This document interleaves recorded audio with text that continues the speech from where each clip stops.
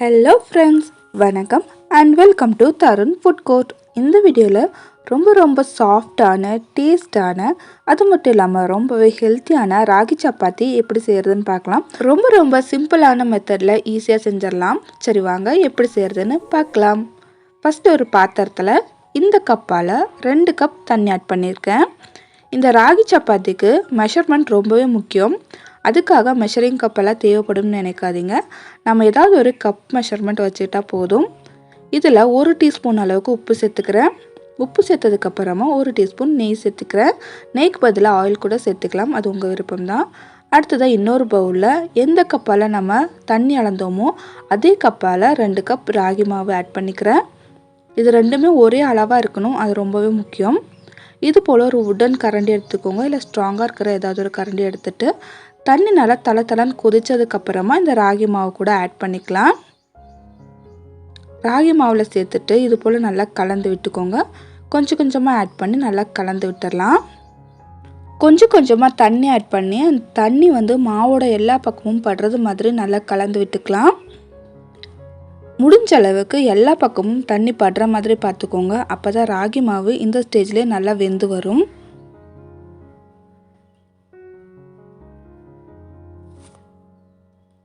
இது போல் நல்லா கலந்து கொடுத்துக்கோங்க.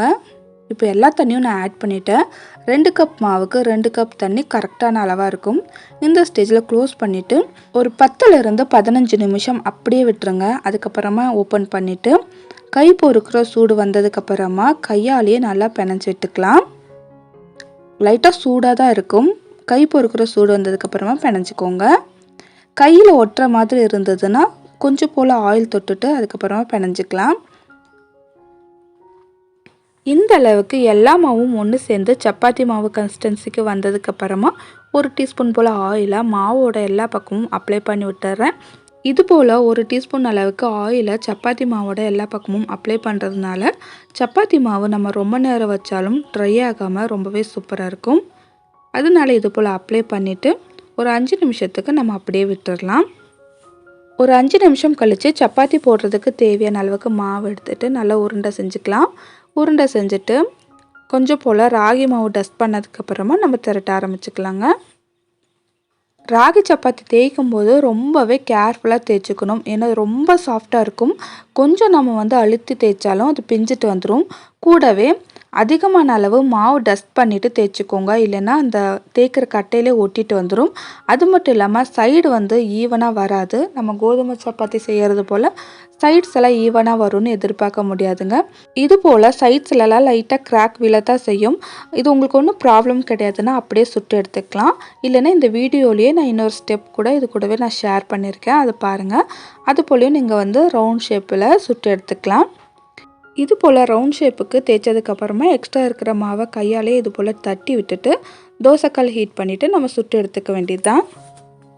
ராகி சப்பாத்தியை தோசைக்கல்லில் சேர்த்ததுக்கப்புறமா 1 டீஸ்பூன் அளவுக்கு ஆயில் அப்ளை பண்ணிக்கோங்க. 2 பக்கமும் ஒரே 1 டீஸ்பூன் மட்டும் ஆயில் அப்ளை பண்ணாவே போதும். அதிகமான அளவு ஆயில் ஆட் பண்ண வேண்டாம். ஆயில் சேர்த்துட்டு 2 பக்கமும் லைட்டாக கலர் சேஞ்ச் ஆகிற வரைக்கும் குக் பண்ணி எடுத்துக்கிட்டாவே போதும்.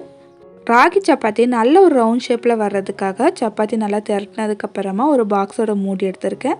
மூடி இது போல் கவிழ்த்திட்டு ஒரு நைஃப் வச்சுட்டு சைடில் எக்ஸ்ட்ரா இருக்க பார்ட்டில் ரிமூவ் பண்ணி விட்டுட்டிங்கன்னா நல்ல ஒரு ரவுண்ட் ஷேப்பில் சப்பாத்தி கிடைக்கும்.